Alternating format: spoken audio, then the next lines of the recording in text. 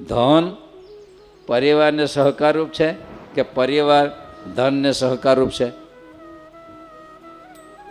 કદાચ ધનમાં આમ તેમ થયું, પરિવાર રહી ગયો, ધન થોડુંક આમ તેમ થયું, એ બરાબર? કે ધન મળી બરાબર રહ્યું પણ પરિવાર ગયો તો? સહકારી સાધનને મુખ્ય કર્યું તો પરિવાર માટે ધન કે ધન માટે પરિવાર? બોલો.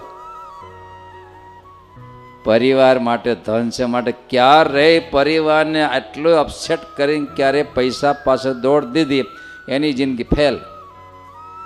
પૂરો ન્યાય એને માટે સમજવું કે મકાન કોને માટે, ફર્નિચર કોને માટે, ફૂલદાની કોને માટે, પૈસા કોને માટે?